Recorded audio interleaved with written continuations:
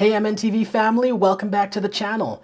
If you're here, you probably love traveling and especially with your family, but let's be honest, those trips can get expensive. Today, I'm sharing my top tips to save money while traveling with your kids, so you can stretch your budget and make more memories.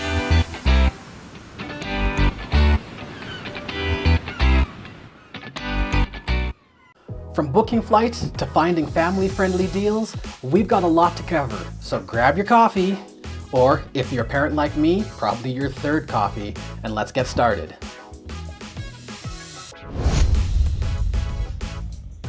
First things first, before you even start thinking about booking anything, it's time for us to set a budget. I know, but it doesn't have to be complicated. Grab a notepad or even just the Notes app on your phone and break it down like this. Transportation, your flights, your gas, your car rentals, anything that's going to get you from A to B goes under this category. Next, accommodations, your hotels, your vacation rentals, or your campground. If it's a roof over your head for a night or even for a few hours, it goes under here. Food. Are you eating out or are you buying groceries? How many days are you going to be gone? How many people are you feeding? Under your food budget, that's where you're going to figure all of this part out. Next, your activities. Museums, theme parks, gopher museums.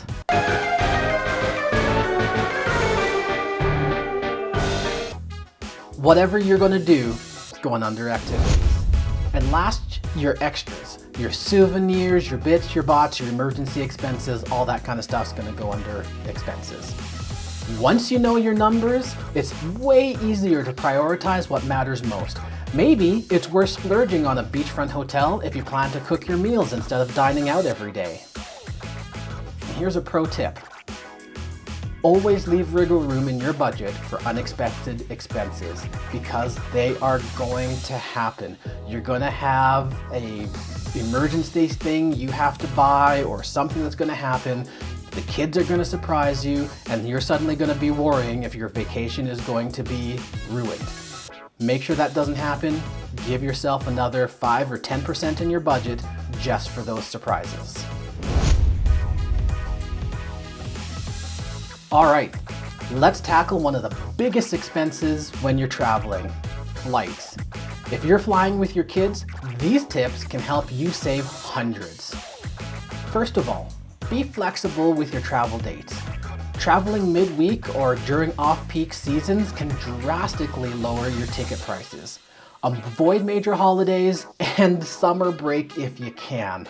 Now, I know that's not always possible, but especially getting there and off on those off-peak or during the weekdays is gonna save you money. When you go onto those travel websites or those airline websites, you're gonna see there are cheaper days and more expensive days, right? Those more expensive days are more expensive because more people wanna travel on them.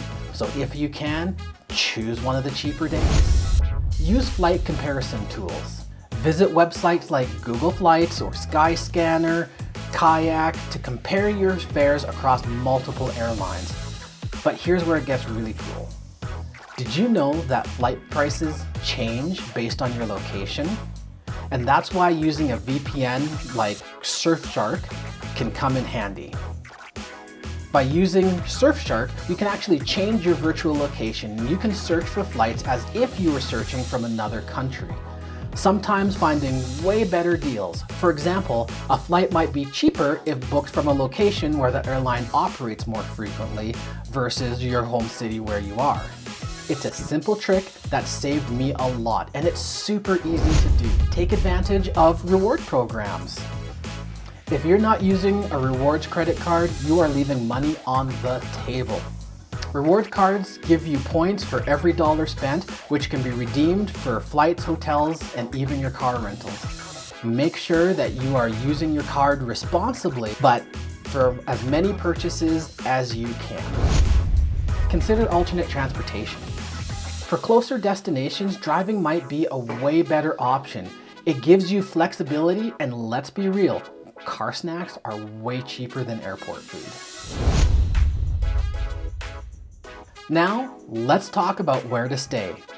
Hotels can eat up a huge chunk of your budget, but there are plenty of ways to save. Look beyond hotels. Consider vacation rentals, family-friendly hostels, or even home exchanges. Sites like Airbnb often have great deals for families who need a kitchen and a little bit more space. Book directly with hotels. Sometimes you can get better rates or perks, like free breakfast, by calling the hotel directly instead of using a third-party site.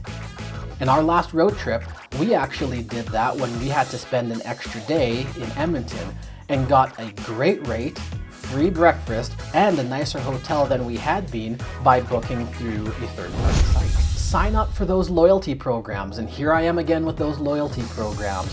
Hotel chains like the Marriott or Hilton have reward programs that can score you free nights or upgrades.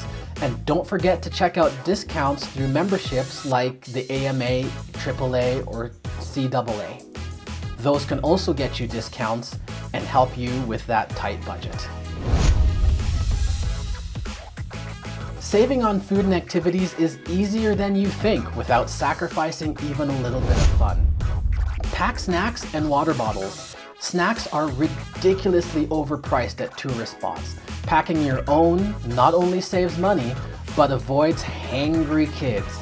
And we all know nothing ruins a nice day out more than a kid who's hungry and cranky.